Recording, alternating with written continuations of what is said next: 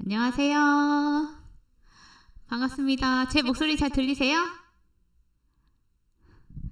들리시면 동그라미. 네. 네. 점심 식사 하시고 오셨죠? 또 이제 어제는 좀 추웠지만 오늘 좀 날씨가 좀 좋아진 것 같아요. 그죠? 네. 그렇지만 우리가 식사를 한 뒤라서 좀 많이 피곤한 시간이에요. 자, 그래가지고 또 우리 간단하게 몸을 좀 풀어볼게요. 자, 깍지 끼시고 쭉 앞으로 미세요. 네, 쭉. 자, 그 다음에 머리 위로도 한번 올려주시고, 자, 아이고, 자, 이렇게 슬슬 옆으로 살짝, 네, 반대로도 한번 해주시고, 자, 그 상태로 우리 머리 살짝 이렇게 해갖고 목도 스트레칭 살짝 해주시고, 자, 반대로도 해주시고, 자, 뒤로 깍지, 두 손 깍지 하셔가지고 좀 당겨주세요. 네. 그러고 나서 우리 이제 목도 뒤로 한번 또 넘겨주시고, 네. 한 번 더 이렇게 쭉 옆으로, 네. 자, 반대로도 해주시고, 우리가 1시간 동안 집중을 해야 돼가지고 우리 한번 이렇게 몸을 좀 풀어보았습니다. 네. 우리 1시간 동안 눈 잘 뜨고 집중 잘 하실 수 있으시죠? 좋습니다. 자, 그러면 우리 시간이 벌써 3시가 되었어요. 그래서 간단히 기도하고 아버지 하나님께 오늘 수업 주관해달라고 기도하고 강사님 모시도록 하겠습니다. 참 사랑되시고 감사하신 아버지 하나님, 오늘도 저희들에게 아버지의 말씀을 듣고자 이렇게 한 자리에 모여줄 수 있도록 하여 주심에 감사드립니다. 아버지 하나님의 말씀을 저희가 듣고 깨닫기 위하여 이 자리 가운데 왔사오니 부디 아버지의 뜻이 무엇인지, 또한 아버지께서 말씀하신 그 천국이 어떠한 곳인지, 저희가 꼭 알아야 하는 그 말씀이 무엇인지 저희가 잘 깨달을 수 있도록 저의 마음과 생각을 주관하여 주시옵소서. 이 자리 가운데를 모여주신 이 발걸음들 아버지께서 잊지 마시며 또한 환경과 마음 열어주시고 오늘 이 시간도 집중하여 잘 들을 수 있도록 아버지 함께하여 주시옵소서. 이 모든 시종을 아버지께 은탁드리오며 참 사랑되신 예수님의 이름으로 감사하며 기도드렸습니다. 아멘. 네, 강사님 모시겠습니다. 네, 안녕하십니까. 네, 오늘도 한 주의 마지막 또 수업, 또 금요일이 벌써 다가왔는데요. 오늘도 하나님의 귀한 말씀을 통하여서 또 깨달음 많이 얻으시고 또 소망 넘치는 이 귀한 오후 시간 다 되었으면 이렇게 좋겠습니다. 네, 우리 앞에 내용이 바뀌었는데요. 내용은 바뀌었지만은 우리가 들어보았던 또 말씀이죠. 또 지난번에 우리가 설명해 드렸는데 우리 요한복음 16장 25절의 말씀 다 같이 한번 읽어보실게요. 시작. 이것을 비사로 너희에게 일렀거니와 때가 이르면 다시 비사로 너희에게 이르지 않고 아버지에 대한 것을 밝히 이르리라. 아멘. 아멘. 자, 이것을 비사로 너희에게 일렀다 했을 때 이 비사라는 것은 비유라는 말이다라고 설명해드렸지요. 자, 이것을 비사로 너희에게 일렀지만은 다시는 너희에게 비유로 말을 하지 않는다. 그런데 어느 때가 되면 자, 뭐가 되면요? 때가 되게 되면 반드시 너희한테 비사로 일렀던 그 모든 말씀을 때가 되면 밝히 알려주겠다라는 것은 모든 비유의 말씀을 뭐 해주겠다? 깨닫게 해주겠고 계시하여 주겠다라는 약속의 말씀이 되겠습니다. 그런 때가 오겠어요? 안 오겠어요? 오겠죠? 네, 그런 때가 지금 되었기 때문에 지금 여러분들에게 비유를 하나하나 낱낱이 소성하게 알려드릴 거라고 제가 약속을 드렸습니다. 자, 우리가 먼저 해서 지난 시간에 배웠던 말씀 이제 복습을 좀 하고 넘어가도록 할게요. 네, 자, 여러분들이 안 보이네요. 잠시만요. 네, 자, 제3과 천국의 비밀 비유에 대해서 우리가 배웠었는데, 자, 3번 보시니까 자, 사복음서에도 예언서가 있고 요한계시록 자체가 예언서인데 자, 이걸 기록할 때는 어떻게 기록했다 그랬었죠? 인명과 지명을 빙자해서 비유로 기록했다. 그래서 마태복음이라든가 마가복음, 누가복음, 요한복음 안에는 예언서가 있고 또 요한계시록 자체가 또 예언인데요. 그 예언의 말씀 안에는 또 비밀이 있고 그 천국의 비밀에 관하여서 무엇으로 기록이 됐다? 비유로 기록이 되어 있다는 것을 아시면 좋겠습니다. 그래서 신약 요한계시록도 예언서인데 예언서에 보시면은 세 가지 비밀이 있거든요. 이 그림 기억나세요?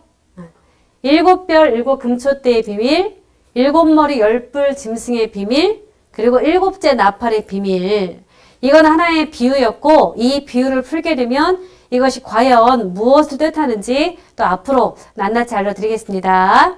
자, 그럴 때에 이 천국의 비밀을 비유로 봉함되었다 했을 때, 자, 그렇다면 그 천국 비밀 비유의 실체는 언제, 때지요? 누구, 인물이죠? 통해 보게 되는가? 자, 언제라는 것은 그 예언의 말씀이 성취가 되어서 실상으로 나타났을 때 이 비유가 무엇을 뜻했는지, 이 천국 비밀을 비유로 기록했는데 이 비유가 무엇을 뜻하는지 바로 실상이 나타났을 때에 알게 된다는 것을 기억하시면 좋겠고요. 또 누구를 통해서 보게 되느냐? 우리 요한계시록 22장 16절에 가서 보시니까 예수님께서 교회들을 위하여서 보내는 대언의 사자가 있다는 거죠. 근데 교회들을 위하여서 보낸다는 것은 이 대언의 목자가 오기 전에 이미 교회는 있습니다. 교회 안에는 누가 계세요? 목사님도 계시고 장로님도 계시고 또 여러 신학교 출신자들 또 많은 학생들도 있고 또 많은 성도들이 계시잖아요. 근데 그들을 위하여서 예수님의 말씀을 전하는 목자를 보낸다는 것은 어느 시점에 가서는 말씀이 봉해져 있기 때문에 모르는 상태가 교회 입장이다 보니까 그 교회들을 위하여서 말씀을 알 수 있게끔 대언의 사자를 보내어서 모든 비유와 모든 요한계시록과 모든 천국의 비밀의 말씀을 알려주는 어느 한때와 이러한 날이 있다라는 것을 기억하시면 좋겠습니다. 자, 오늘은 이제 진도 넘어가서요. 제4과 배우도록 하겠습니다. 우리 제목 두 번 같이 읽어보실게요. 시작. 제4과 비유한 씨, 밭, 나무, 새. 제4과 비유한 씨, 밭, 나무, 새. 네. 자, 오늘부터 이제 비유를 풀을 겁니다. 그러니까 비유를 푼다라는 게 무슨 말이냐면 자, 앞에 우리가 알고 있는 씨, 밭, 나무, 새가 아니고 비유라는 거죠. 그러니까 씨를 빙자해서 밭을 빙자해서 나무를 빙자해서 새를 빙자해서 말하고 싶은 하나님의 어떤 비밀이 있고 뜻이 있다. 그 뜻이 무엇을 의미하는지 풀어가겠다라는 말이 비유풀이 과정이고요. 그 비유풀이 첫 과정이 바로 오늘 이 시간이 되겠습니다. 자, 성경에 보시면은 씨라고 표현했지만은 비유를 풀게 되면 하나님의 말씀이라는 그 속뜻이 숨겨져 있고 또 씨는 밭에 뿌려지게 되겠지만 하나님의 말씀은 밭과 같은 사람의 마음과 그런 사람들이 모여있는 세상을 가리켜서 밭으로 비유했습니다. 또 나무는 나무가 아니고 나무를 말하는 것처럼 보이겠지만은 나무라는 그 말씀, 그 비유 속에는 말씀의 시로 거듭난 속사람과 곧 목자를 의미하는 참뜻이 숨겨져 있고 또 새는 새를 말하는 것이 아니고 바로 영이라는 영, 새를 영으로, 그러니까 영을 새로 비유한 것이 또 성경에 나와 있겠습니다. 제가 먼저 오늘 제목에 해당되는 비유한 씨, 반, 나무, 새, 영적인 그 참뜻, 속뜻을 알려드렸고, 자, 왜 이와 같은 이 답이 나오게 되었는지 이제 성경을 통하여서 하나하나 풀어가도록 하겠습니다. 근데 이제 앞에다가 비유에 제가 답을 드렸기 때문에 기억이 안 날 수 있기 때문에 제가 항상 여기 맨 헤드에다가 위에다 기록할 터이니까 이거 보시면서 답을 수시로 기억하시면 또 제 설명을 들으시게 되면 더 깨달음이 더해질 거라고 생각이 됩니다. 여기 앞에 써 있는 거 제가 그대로 써온 거예요. 비유한 씨가 뭐라고요? 말씀. 비유한 밭의 뜻은 마음, 그 사람들이 모여있는 세상. 또 비유한 나무는 말씀의 씨로 거듭난 속사람, 곧 목자를 의미하는 거고 또 비유한 새는 영이 되겠습니다. 그래서 요한복음 16장 25절에 보시니까 예수님께서 때가 되면 반드시 모든 비유의 말씀을 밝히 알려주겠다 했기 때문에 지금 그때가 되어서 씨를 말씀으로, 밭을 마음과 세상으로, 나무를 목자로, 새를 영으로 풀 수 있다라는 이 답이 지금 명쾌하게 나왔다라는 것을 아시면 좋겠습니다. 네. 자, 그러면은 이제 비유에 대한 답을 설명해 드릴 건데요. 천국 비밀을 비유로 기록했을 때, 자, 비유한 C의 답이, 자, 이게 뭐라고 기록이 되어 있습니까? 하나님의 말씀이다 라고 기록이 되어 있습니다. 자, 이 말씀과 관련된 본문 비유 성구 읽어보실게요. 마태복음 13장 24절에서 30절까지인데 이거에 대한 상세한 내용은 다음 시간에 배울 거기 때문에 제가 좀 기억하시라고 이 구절을 다 썼지만 여기에 제가 기록된 내용은 24절 이 내용만 가져왔어요. 시하고 관련된 것이기 때문에 자, 읽어보겠습니다. 시작. 예수께서 그들 앞에 또 비유를 베풀어 가라사대 천국은 좋은 씨를 제 밭에 뿌린 사람과 같으니. 아멘. 네. 자, 예수께서 그들 앞에 자, 무엇을 베풀어 가라사대? 비유를 베풀어서 예수님께서 가라사대 천국은 비유죠? 자, 천국은 좋은 씨가 하나 있네요. 좋은 씨를 제 밭에 뿌린 무엇과 같다? 사람과 같다. 자, 근데 그 사람이 아무 씨나 뿌리는 것이 아니고 무슨 씨를 뿌린다? 좋은 씨를 뿌린다. 자, 이러한 것들이 바로 무엇이다?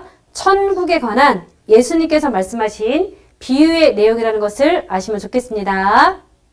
자, 이걸 언뜻 봤을 때는 세상에 있는 농부가 봄에 씨를 뿌리고 그리고 가을 되면 추수하는 세상 농사 이야기처럼 보이겠지만은 이건 세상 농사 이야기를 말하고자 하는 것이 아니고 씨 뿌리는 비유를 빙자해서 이 안에는 천국에 관한 하늘 농사, 천국의 비밀이 감춰져 있다는 것을 우리가 좀 느껴야 되겠죠?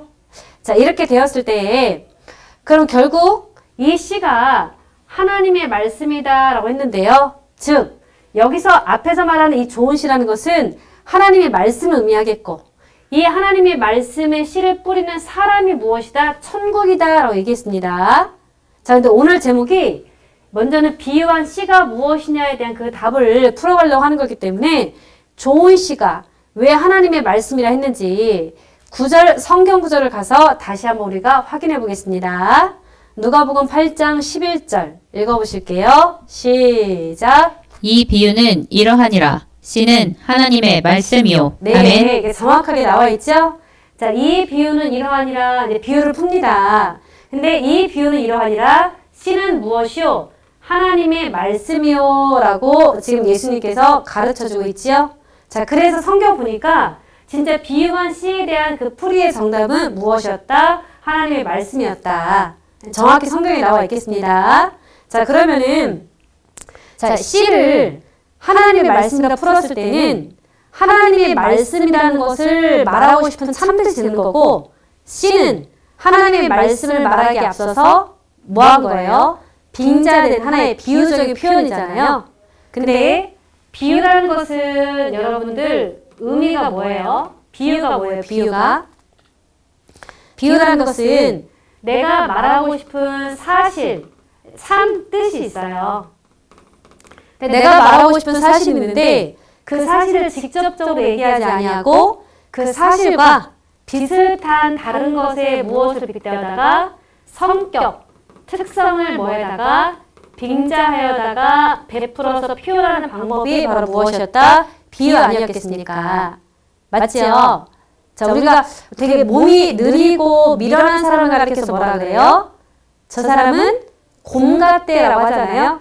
그럼 제가 말하고 싶은 게 곰을 말하고 싶은 거예요? 곰처럼 미련한 사람을 말하고 싶은 거예요? 곰처럼 미련한 사람을 얘기하고 싶은 건 아니겠습니까? 저 사람은 여우 같아 라고 했을 때는 제가 지금 말하고자 하는 것은 여우가 아니고 꾀가 많은 여우를 빗대어다가 내가 말하고 싶은 것은 여우와 같은 저 사람이잖아요.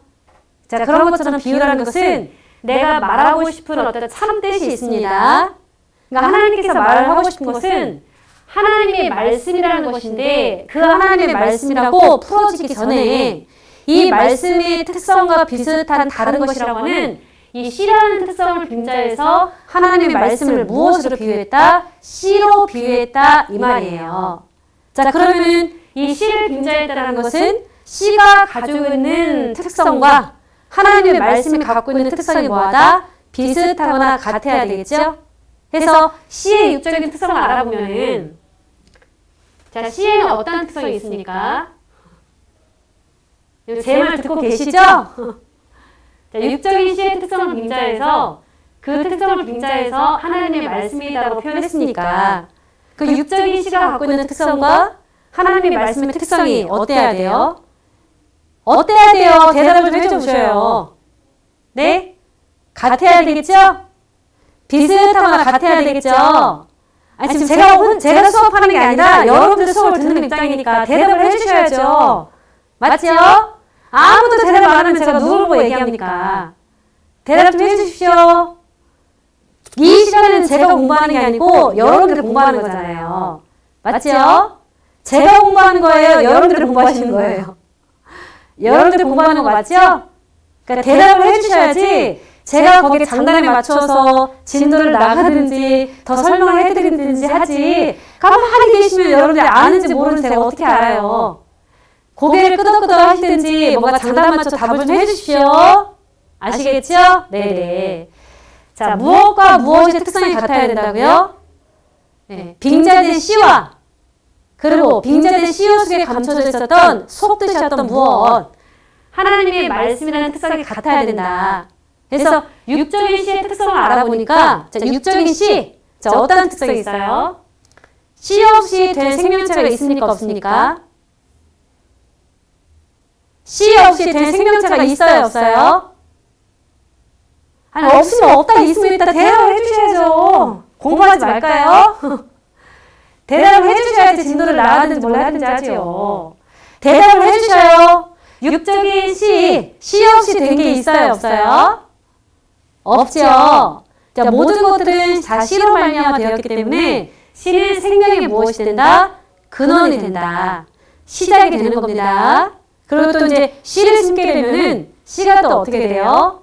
자라나게 되고 변화가 되게 되죠. 그리고 C로 말미암아 씨를 뿌린 대로 거둔다잖아요.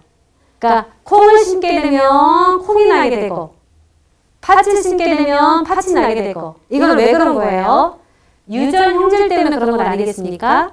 그래서 그래서 아버지가 씨를 뿌리게 되면 어머니가 그 씨를 받아가지고 자녀를 낳게 되는데 그 아버지와 자녀를 뭐라 그래요? 붕어빵 같다. 뿌린 대로 거두는 유전 형질 아니겠습니까? 이게 육적인 C의 특성 맞죠? 맞죠? 근데 우리가 이런 특성 외에도 우리가 육적인 C에 대한 특성을 보게 되면은 우리가 생활 속에서도 C에 대한 비유적인 표현을 쓰기도 하거든요. 어떤 게 있어요? 말이 C가 된다. 그리고 말씨, 또 글씨, 글이 곧 말이니까. 그리고 또 어떤 표현을 쓰기도 하죠? 그리고 또 C는 누가 갖고 있어요? 남자가 가지고 있죠? 그래서 우리가 C를 갖고 있는 남자를 가리켜서 뭐라 합니까? 아저씨 이렇게 얘기하지 않아요? 그리고 C를 받는 여성분을 가리켜서 C를 받는 주머니라 해서 뭐라고 표현하기도 하죠? 주머니. 우리 아저씨 한번 손 들어볼까요? C를 가진 아저씨? 네. 우리 승진 형제님 아저씨 아니에요? 아니에요. 손 한번 들어볼까요? 왜 수업을 같이 동참하셔야 되지. 지금 개강한 지 4주차가 되었는데 왜 이렇게 다들 가만히 계시면 제가 힘 나겠어요? 안 나겠어요? 네? 같이 동참하시는 모습으로 해주셔야 되겠습니다. 그리고 또 아주머니 누구예요? 아주머니? 네. 다 같은 아주머니죠? 아주머니. 아주머니. 네. 그래서 아주머니는 나이 먹은 분을 얘기하는 게 아니고 여성이면 다 아주머니고 또 C를 가진 아이들은 또 C를 가진 남자분은 다 아저씨가 되겠죠. 어쨌든 간 이런 육적인 특성이 있고 그리고 또 우리가 귀신 씨나라 까먹는다라는 말 들어보셨죠? 자, 귀신 뭐 한다고요? 귀신 씨 나라 까먹는 소리 하네. 자, 이런 말 우리가 어떨 때 쓰는 겁니까? 이 상대방이 어떤 이야기를 실컷 듣고 엉뚱한 이야기를 했을 때 우리가 뭐라 그래요? 야, 너 무슨 귀신 씨나라 까먹는 소리 하니? 이런 말 하잖아요. 자, 그런 것처럼 귀신이 뭐예요? 마귀고 사단이잖아요. C가 뭐예요? C, 하나님의 말씀이잖아요. 여기서 말씀 실컷 듣고 한 시간 내내 듣고 엉뚱한 얘기하면 그게 바로 뭐예요? 마귀 귀신한테 씨 나라 까먹고 엉뚱한 얘기하는 겁니다. 그러니까는 귀신 씨 나라 까먹는 얘기하시면 안 되겠죠. 말씀 잘 깨닫고 거기에 맞게 합당한 말을 하는 것이 네 맞겠습니다. 그럼 귀신에게 씨 나라 까먹히지 않으려면요 말씀을 잘 깨달으셔야 돼요. 그렇게 되면 귀신이 이것이 못 까먹습니다. 네. 자, 이러한 육적인 특성이 있고요. 그러니까 이러한 육적인 특성을 빙자해서 하나님의 말씀이라고 얘기할 수 있다는 것은 하나님 말씀에도 뭐가 있다. 하나님의 말씀에도 생명의 근원, 무언가를 자라나게 하고 변화시키고 또 뿌린 데를 거두는 그런 역사가 하나님 말씀에 숨겨져 있기 때문에 하나님의 말씀을 무엇으로 비유했다? 씨로 비유했다는 것을 아시면 좋겠습니다.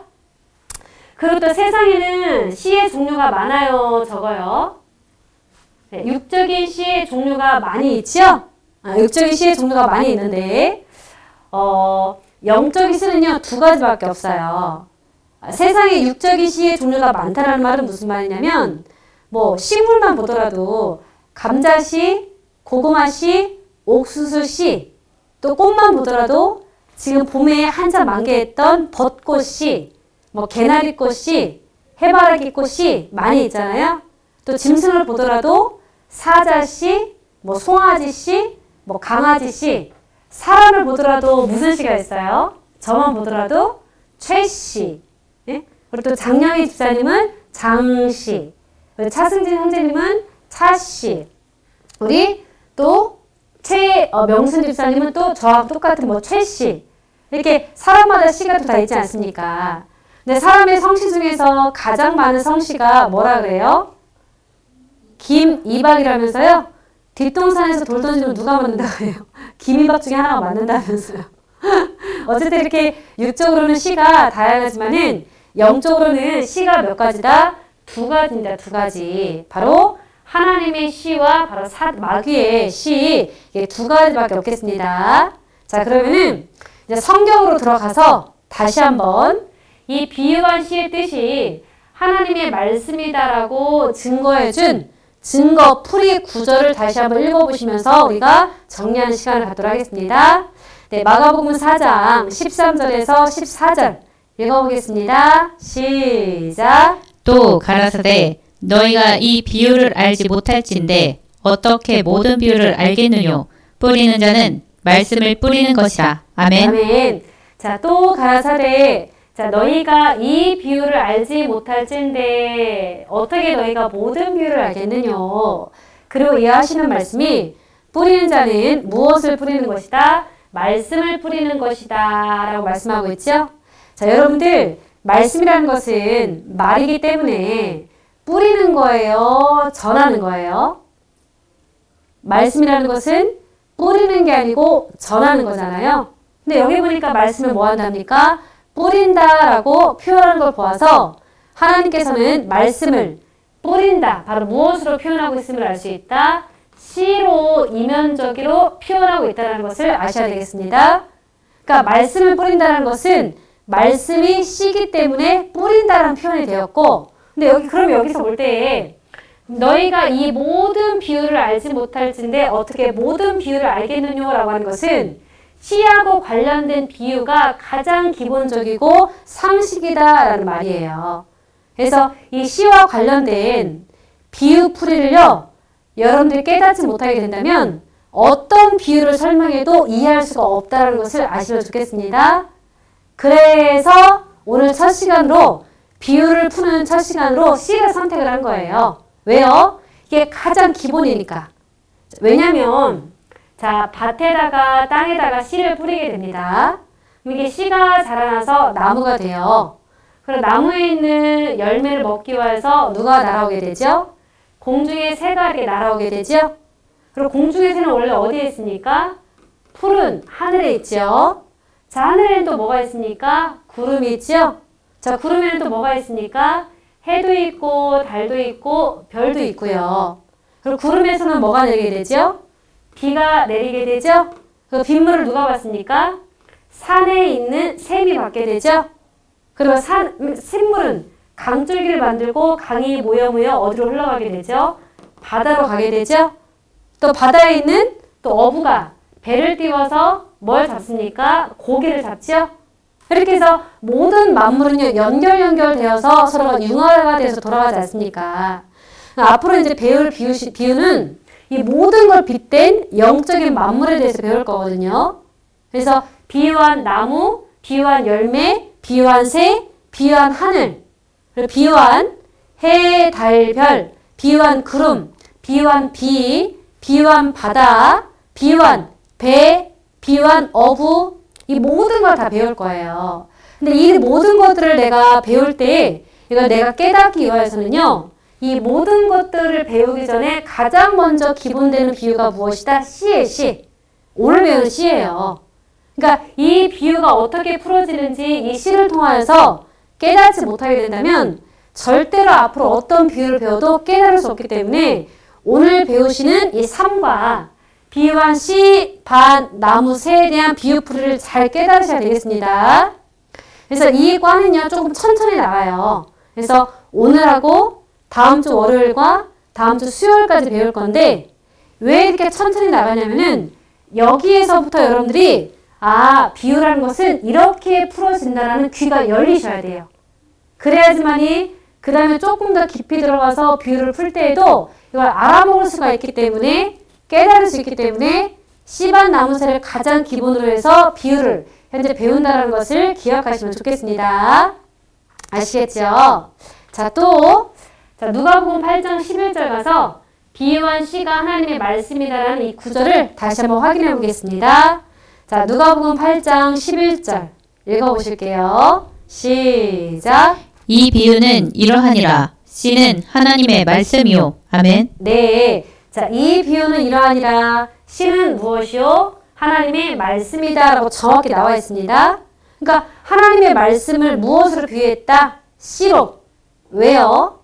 육적인 씨가 가지고 있는 특성이 생명의 근원이고 또 자라나고 변화시키고 또 뿌린 대로 거둔다라는 유전 성질이 있기 때문에 그런 육적인 특성을 빙자해서 하나님의 말씀에도 뭐가 있습니까? 생명이 있습니다. 하나님 말씀 안에도 생명이 있고 우리를 또 변화시키고 거듭나게 하게 하는 역사가 말씀이 해주기 때문에 그래서 그 말씀을 무엇으로 비유했다? 씨로 비유했다 이 말이에요. 여러분 이거 외우시면 좋겠습니다. 가장 기본되는 비유풀의 구절이기 때문에 이걸 외우셔야 돼요. 우리 오전반에도 열심히 다 외우고 했거든요.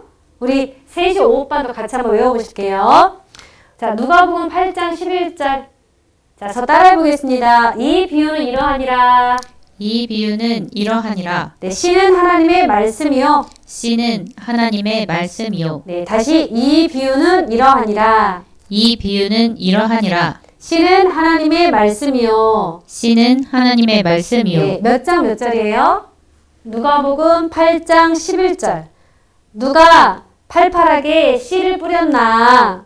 해서 누가복음 8장 11절. 이 비유는 이러하니라. 씨는 하나님의 말씀이요. 자, 다시 따라해 볼게요. 이 비유는 이러하니라.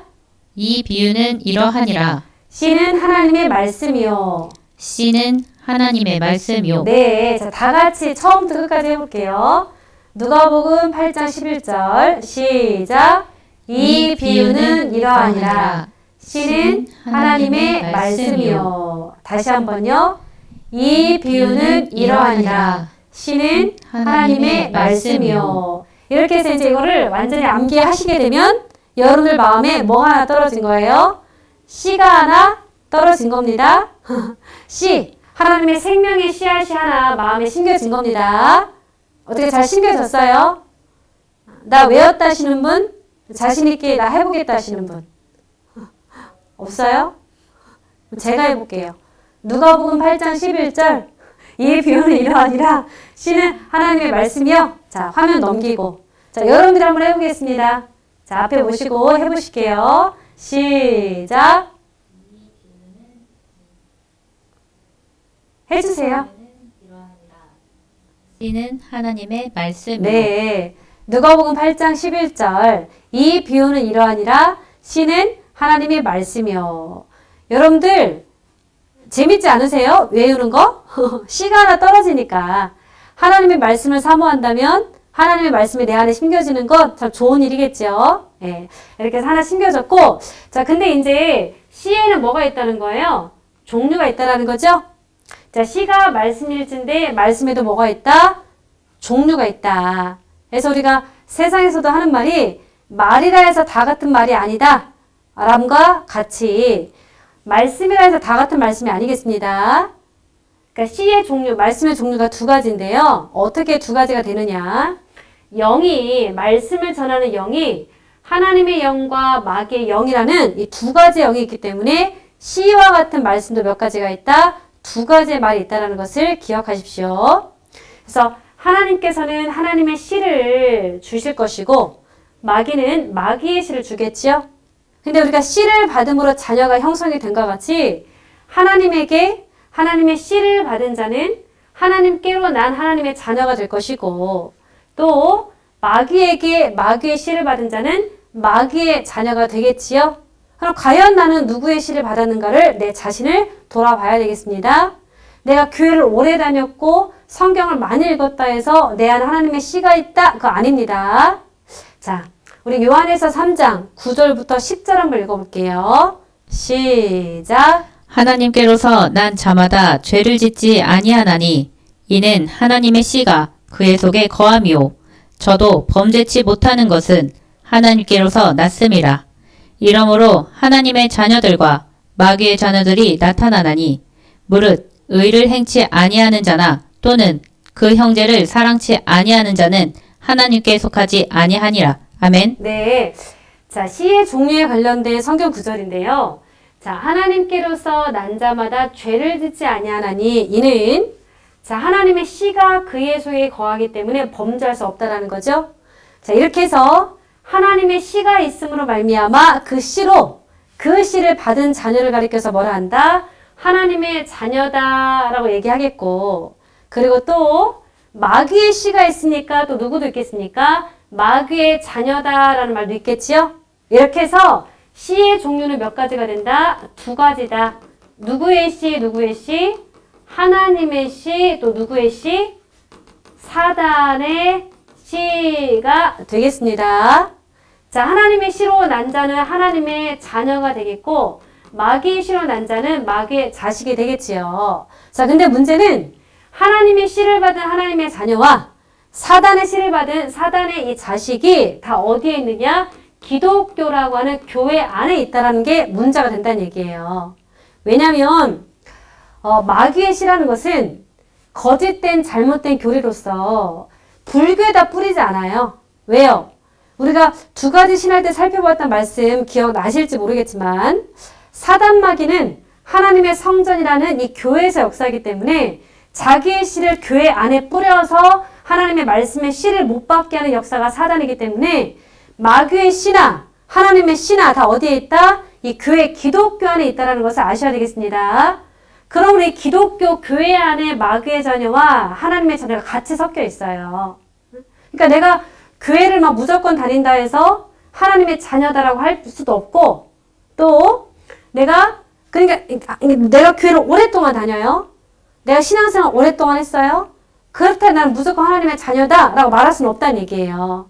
그 속에 뭐가 있어야 된다? 하나님의 씨가 있을 때 아버지와 관계가 형성되는 게 맞겠지요? 제가 무슨 삼성그룹이 탐이 나서 삼성그룹에 오랫동안 그 집에서 있다 해서 저는 최씨인데 이 씨가 되는 건 아니잖아요. 씨를 안 받았기 때문에 상관이 없는 것 아니겠습니까? 그게 이치인 것처럼 교회 안에 이렇게 두 가지 씨의 역사가 있다는 것을 아시고 그럼 내가 하나님의 씨를 갖고 있는지 내가 마귀의 씨를 갖고 있는지 내 내면을 잘 살펴보아서 내 안에 하나님의 말씀의 씨가 없다면 그 말씀의 씨를 내가 받기 위해서 우리가 어떤 그런 입장이 좀 돼야 되겠죠? 나를 돌아볼 줄 아셔야 되겠습니다. 그러면 하나님의 말씀의 씨라는 게 도대체 구체적으로 무엇이냐? 요한복음 17장 17절을 읽어보시겠습니다. 시작. 저희를 진리로 거룩하게 하옵소서. 아버지의 말씀은 진리니이다. 네. 아멘. 자, 저희를 진리로 거룩하게 하옵소서. 아버지의 말씀은 무엇이다? 진리니이다. 이렇게 나와 있죠? 진리. 진리는 참진자, 이치리자, 불변하는 참 이치에 맞는 말씀이다 라는 말씀이에요. 그래서 아버지의 말씀은 이치에 맞는 진리가 되는 것이고 그걸 비유로 얘기했을 때는 하나님의 씨다라고 얘기하는 겁니다. 그러면은 마귀의 씨는 뭐가 되겠어요? 진리가 아닐 삐짜 거짓말. 성경 말씀을 가지고 잘못되게 가르치는 사람의 계명들. 그게 바로 무엇이다? 바로 비진리이고 마귀의 씨라는 것을 아시면 좋겠습니다. 그러니까 이 기독교 안에는 계시의 말씀이 있고 사람이 연구해서 가르치는 사람의 학문이 같이 껴있어요. 그럼 내가 성경 말씀을 가지고 들어보았을 때 계시의 말씀이라면 그게 하나님의 말씀이 될 것이고 들어보았는데 사람이 연구했습니다. 사람 막 짜냈어요. 사람이 해석을 했습니다. 이므로 그것 자체가 바로 무엇이다? 거짓말, 마귀의 씨, 비진리다라는 것을 아셔야 되겠습니다. 그러니까 내 안에 그러한 것이 있다면 어떻게 하셔야 돼요? 토해내야지만이 거듭남이 되겠지요. 맞지요? 자, 그러면 네 번째 와서 왜 이렇게 이 말씀의 씨가 왜 중요하냐? 씨가 무엇이길래 이렇게 중요하냐? 자, 요한복음 1장 1절에서 4절의 내용을 읽어보시겠습니다. 시작. 태초에 말씀이 계시니라. 이 말씀이 하나님과 함께 계셨으니 이 말씀은 곧 하나님이시니라. 그가 태초에 하나님과 함께 계셨고 만물이 그로 말미암아 지은 바 되었으니 지은 것이 하나도 그가 없이는 된 것이 없느니라. 그 안에 생명이 있었으니 이 생명은 사람들의 빛이라. 아멘. 아멘. 자, 태초에 무엇이 계시니라? 말씀이 계시니라. 이 말씀이 하나님과 함께 계셨으니 이 말씀은 곧 누구이다? 하나님이다. 자, 근데 그 태초의 말씀을 무엇으로 비유했습니까? 씨로 비유했죠? 그러니까 그 씨 안에는 생명이라는 것이 있어서 모든 것들의 생명의 시작과 근원이 되는 것이 육적인 씨의 특징이었잖아요. 그런 것처럼 보니까 하나님의 말씀이라는 이 영적인 씨, 비유한 씨, 하나님 말씀 안에도 무엇이 있다? 생명이 있다라는 것을 성경에서는 증거하고 있겠습니다. 그러면 내가 씨가 있음으로 말미암아, 그러니까 육적인 씨가 있음으로 말미암아 내가 이 육체의 생명이 있듯이 우리 영혼에게 생명이 있기 위해서는 영적인 씨, 자, 무엇이 있어야 된다? 생명의 말씀이 있어야 된다. 그래서 씨가 뭐 한 거예요? 중요한 거예요. 씨 안에 무엇이 있기 때문에? 생명이 있기 때문에 중요한 겁니다. 그러니까 육적인 씨는 육적인 생명이 있어서 육적인 생명체를 낳지만 하나님의 영적인 씨, 그 하나님 말씀 안에도 무엇이 있어서? 생명이 있어서 우리 영혼에게 생명을 주기 때문에 그래서 하나님의 말씀의 씨가 이 생명이라는 것과 연관이 있어서 중요하다 이 말입니다. 이해되시나요? 자, 또 이 씨 말씀 이게 왜 또 중요하냐? 자, 베드로전서 1장 23절을 읽어보겠습니다. 시작. 너희가 거듭난 것이 썩어질 씨로 된 것이 아니오 썩지 아니할 씨로 된 것이니 하나님의 살아있고 항상 있는 말씀으로 되었느니라. 아멘. 네. 자, 너희가 뭐 한 것이? 거듭난 것이. 자, 거듭났다라는 게 무슨 말이냐면 한 번 태어나고 또 두 번째 태어나는 것을 말하는 거예요. 그러니까 한 번 태어났을 때는 육체, 부모님의 육체를 통하여서 내 육체가 나왔지만은 근데 우리가 육체가 태어난 걸로 다가 아니고 사람은 또 날마다 또 어떤 상황에 따라서 변화가 되고 새 사람이 되는 것 아니겠습니까? 왜 이런 말 있잖아요. 저 사람이 벼락 한 번 맞더니 새 사람 됐어. 저 사람이 산에 올라갔다 내려오더니 뭘 만났는지 새 사람이 되었어. 라고 표현하듯이 우리는 이걸 이제 거듭났다 표현을 해요. 두 번째 태어났다. 변화가 되었다라는 말이거든요. 그렇게 거듭나고 어떤 변화가 되기 위해서는 무엇이 필요하냐? 썩어질 씨가 아니고 바로 무엇이었다? 썩지 아니할 씨가 있어서 그 씨로 말미암아 우리가 거듭나게 되는데 그 썩지 아니할 씨가 바로 무엇이라고요? 하나님의 살아있고 항상 말씀이다라고 또 명확하게 설명을 해주고 있겠습니다. 그러니까 우리가 거듭나기 위해서는 우리가 변화받기 위해서는 새 사람이 되기 위해서는 무엇이 필요하다고요? 씨, 어떤 씨? 영적인 씨, 비유한 씨. 자, 어떠한 말씀? 살아있고 항상 있는 바로 생명의 하나님의 말씀이 있음으로 말미암아 내가 거듭날 수 있겠습니다. 그러니까 나를 거듭나게 하는 것이 하나님의 말씀의 씨이기 때문에 그래서 씨가 또 왜 중요하다?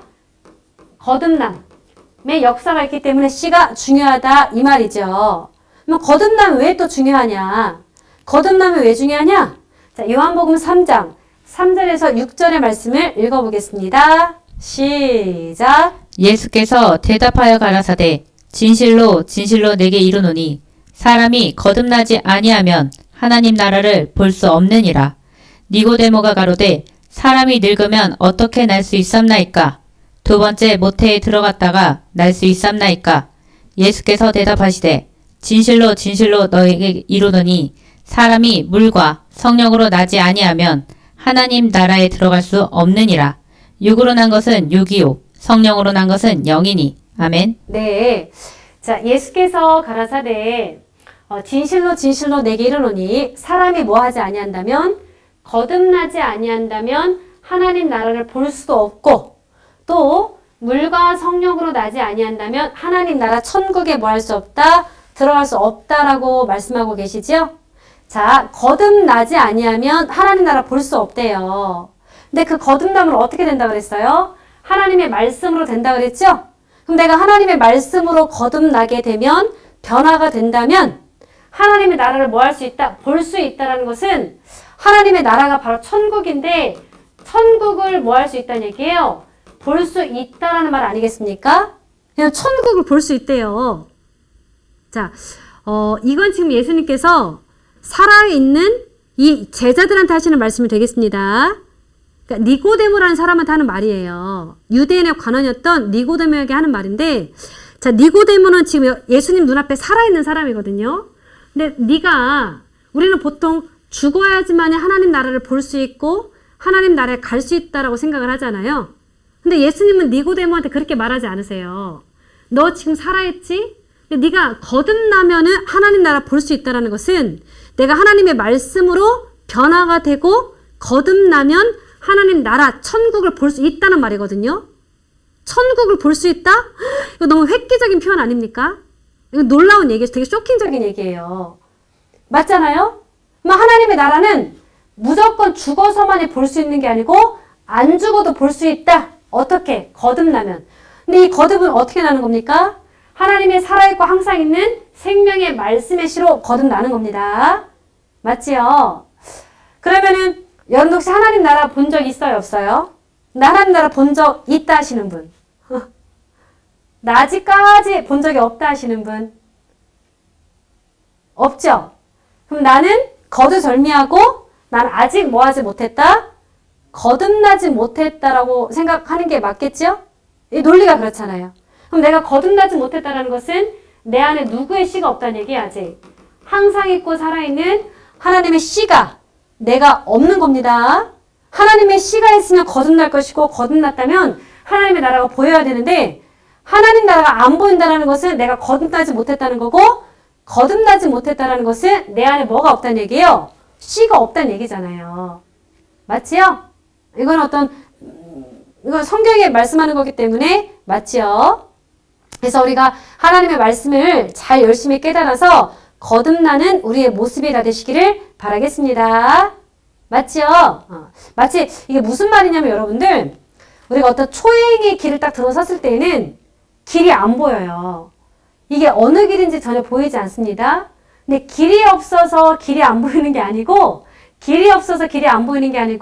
길은 있지만 분간이 안 되는 거잖아요.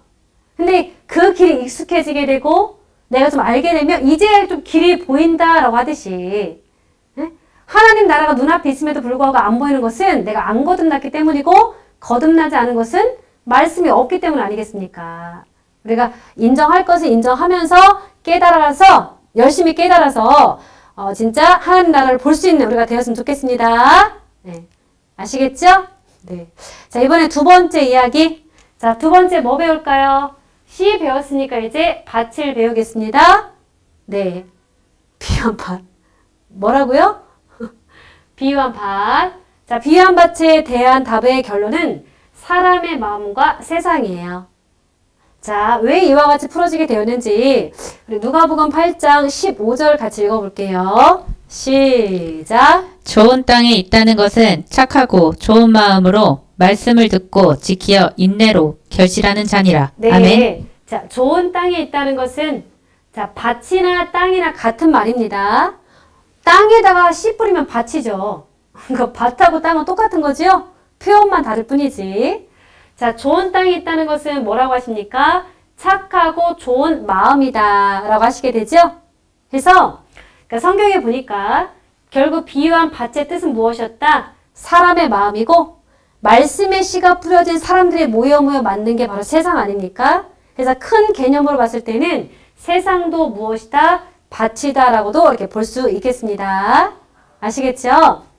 그러니까 육적인 씨는 어디에다 뿌리게 돼요? 육적인 밭이나 땅에 뿌림과 같이 씨가 무엇이라면 말씀이라면 말씀은 어디에다 심겨지게 돼요? 귀로 들어서 마음에 심겨지게 되니 사람의 마음이 밭이요? 그런 사람들이 모여있는 이 세상이 바로 무엇이 된다? 큰 개념으로 봤을 때는 이 역시 밭이 된다 이 말이에요. 맞습니까? 맞죠? 자, 우리 그러면은 왜 밭을 사람의 마음과 세상으로 비유했는지 이 육적인 밭에 대한 특징을 한번 알아보도록 할게요. 자, 아까 잠깐 설명해 드렸는데 자, 밭의 특성, 어떤 특성이 있어요? 씨가 뿌려지게 되죠? 또 씨가 뿌려지고 난 다음에 열매를 맺히는 곳이 바로 어딥니까? 밭이잖아요. 맞죠? 근데 이미 씨는 뭐예요? 말씀이죠? 그럼 말씀이 심겨지는 곳이 어디다? 사람의 마음이다. 그리고 또 말씀의 씨가 뿌려져서 열매를 맺는 곳이 영적으로 또 어디가 되겠습니까? 세상이요. 그리고 또 뭐가 되겠습니까?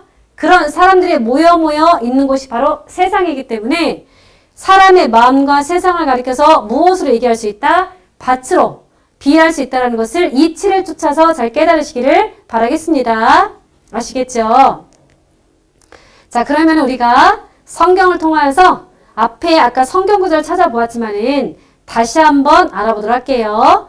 누가복음 8장 15절 영적인 의미 알아보겠습니다. 시작. 좋은 땅에 있다는 것은 착하고 좋은 마음으로 말씀을 듣고 지키어 인내로 결실하는 자니라. 아멘. 네. 자, 좋은 땅에 있다는 것은 착하고 좋은 마음이 결국 무엇이었다? 아까 설명해드린 것처럼 땅이었다 그랬죠? 비유한 땅, 비유한 밭, 착하고 좋은 마음이다.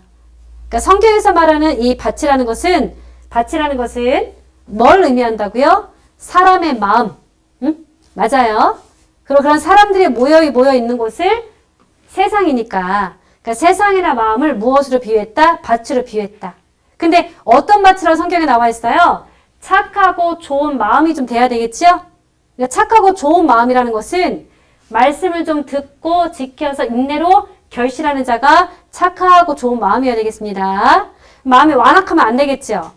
좀 이렇게 좀 온유하고 좀 이렇게 좀 유순하고 좀 열린 마음이 돼야지 막 강팍하면 땅이 딱딱하면 씨가 들어가겠습니까? 씨 안 들어가요. 어떠한 씨를 넣어도 씨는 튕겨져 나옵니다. 하나님께서 그런 자에게 어떻게 은혜를 주겠으며 어떻게 말씀의 씨를 심겠어요. 그래서 성경에서는 먼저는 착하고 좋은 마음이 씨가 들어갈 수 있는 마음으로 비유했다라는 것을, 그러니까 마음을 표현한다라는 것을 아시면 좋겠습니다. 왜 농부의 입장에서는 밭을 보면은 뭘 심고 싶어요? 그 직업상 밭만 보면 뭔가 씨를 심고 싶죠? 또 좋은 땅 보면은 오이씨 심었으면 좋겠다. 감자씨 심었으면 좋겠다. 라고 하듯이 하나님은 우리 사람들을 볼 때요. 밭으로 보이기 때문에 하나님은 사람들을 보면은 뭘 자꾸 심고 싶겠어요? 씨, 하나님의 말씀을 심고 싶은 것이 또 하나님의 어떤 심정이라는 것을 아셨으면 좋겠습니다. 그러니까 하나님께서 이 많은 사람들 중에 여러분들이라는 밭을 택하여서 이 자리까지 불러 모아 인도해 주셨고, 그리고 하나님께서는 부족하지만 저라는 사람을 통하여서 지금 여러분들한테 뭐 심고 계시는 거예요? 씨를 한 땀 한 땀, 하나란 날 심고 계시는 이 시간인 줄로 믿습니다. 내가 이 씨를 받게 되면 누구의 밭이 돼요? 하나님의 밭이 되겠죠. 하나님의 씨가 심겨지면 하나님의 밭이 될 것이고, 하나님의 밭이니까 누가 일구겠습니까? 하나님이 일궈주겠죠. 마귀의 씨가 심겨지면 마귀가 일구겠지요? 근데 이왕이면 우리가 천국을 가고자 소망하는 신앙인이기 때문에 하나님의 말씀의 씨를 내 안에 받아서 하나님의 밭이 되어서 하나님께 일군받는 복된 우리의 모습 다 되시기를 바라겠습니다. 또 하나 풀어볼게요. 자, 고린도전서 3장 9절 가서 사람의 마음을 밭으로 비유했다라는 것을 또 보겠습니다. 읽어보겠습니다. 시작. 우리는 하나님의 동역자들이요 너희는 하나님의 밭이요 하나님의 집이니라. 네. 아멘. 자, 우리는 하나님의 동역자들이다. 너희는 하나님의 무엇이다? 밭이다. 너희는 무엇이다? 하나님의 집이다. 자, 여기서 너희라고 하는 것은 사람이잖아, 사람. 자, 사람을 가리켜서 지금 하나님께서 뭐라고 표현하십니까? 밭이다. 영적인 밭이지요? 그럼 영적인 그 밭 안에는 뭐가 들어가 있겠습니까? 영적인 씨, 비유한 씨, 하나님의 말씀이 있겠습니다. 그러니까 너희가 씨가 들어간 영적인 밭이라는 거예요. 누가? 사람이. 근데 그 하나님의 말씀은 요한복음 1장 1절 가서 보시니까 하나님 이꼬르 무엇이라 했었어요? 말씀이었잖아요. 그러니까 우리 안에 말씀이 들어왔다는 것은 말씀이 하나님이니까 내 안에 누가 계신다는 거예요? 하나님이 계신다는 거죠. 그래서 너희가 말씀 받은 너희가 집이면서 하나님을 모시고 있는 뭐가 될 수 있다? 하나님의 집이 된다라는 것을 또 이어 말씀 주셨습니다. 그러니까 우리가 누구의 밭이에요? 하나님의 밭이고 또 내가 하나님의 밭과 동시에 내가 하나님을 모시고 있는 하나님의 거룩한 집이에요. 내 자체가. 그러니까 우리가 항상 생각이라든가 마음이라든가 몸을 항상 깨끗하고 또 거룩하게 늘 긍정적인 그런 생각과 마음을 갖는 것이 맞겠습니다. 특히 이제 남성분들은 담배 많이 태우시죠? 담배 태우시잖아요, 많이? 근데 하나님의 집이니까 이건 내 집이 아니에요. 하나님의 집이에요. 그러니까 하나님의 집에다가 불 지르면 안 됩니다. 제가 여러분들 집에다가 불 막 지르면 집에 들어가고 싶어요? 안 들어가고 싶어요? 그리고 또 우리가 막 술 많이 드시잖아요. 그죠? 회식 끝나고 드시고 뭐 어떤 제목도 다 달라요. 술 드실 때마다 제목이 또 다 달라요. 근데 술 많이 드시면 하나님이 그 알코올 냄새 때문에 우리 집안에 계시길 뭐 좋아하시겠습니까? 제가 여러분들 집에다가 소주를 이렇게 벽에 다 발라볼까요? 그 집에 가고 싶은지 안 가고 싶은지? 그래서 우리가 항상 긍정적인 또 생각, 항상 좋은 생각해서 하나님의 집처럼 또 하나님의 말씀이 심겨진 밭과 같은 이렇게 변화가 되었으면 좋겠습니다. 아시겠죠? 네. 자, 또 마지막 구절인데요. 자, 밭을 사람의 마음이라 풀었는데 그런 그러니까 그런 사람들의 마음이 모인 그 세상 또한도 밭입니다. 자, 마태복음 13장 38절 읽어볼게요. 시작. 밭은 세상이요 좋은 씨는 천국의 아들들이요 가라지는 악한 자의 아들들이요. 아멘. 네. 자, 밭은 세상이다라고 분명히 풀었지요. 근데 이 밭이 누구의 세상이냐면 구체적으로 표현하게 되면 앞뒤를 내용 읽어보시면은 예수님의 밭이다라고 나와 있어요. 근데 밭은 세상이라 했으니까 이건 누구의 세상이 되겠어요? 예수님의 세상이 되겠지요? 그럼 예수님의 세상에 올라 어디가 되겠습니까? 교회예요, 교회. 석가모니, 부처의 세상은 어디예요? 불교. 알라신의 세상은 이슬람교. 아빠의 세상은 어디예요? 내 안방. 사장님의 세상은 회사. 그런 것처럼 예수님의 세상은 예수님을 중심으로 해서 모여서 이루어지게 된 교회 자체가 바로 기독교 자체가 누구의 세상이다? 예수님의 세상, 예수님의 밭이다라는 것을 아셔야 되겠습니다.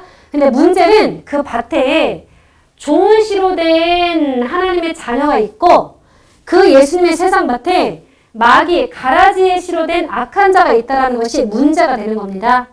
그래서 내가 가라지를 받은 자인지 하나님의 씨를 받은 자인지 내 자신을 돌아보아서 하나님의 씨를 받아 거듭나 그리고 하나님의 자녀가 될 수 있는 우리가 다 되시기를 축원드리겠습니다. 네. 자, 오늘 수업은 여기까지 해서 마칩니다. 우리 복습하고 마칠게요. 자, 비유한 씨의 뜻은 무엇이었다? 말씀이었다. 자, 그럴 때 두 가지 씨가 있었었죠? 자, 그 두 가지 씨는 하나님의 씨라고 하는 진리의 말씀, 생명의 말씀이 있었고 또 사단의 씨라고 하는 비진리, 우리의 영을 죽이는 사망의 말이 있었습니다.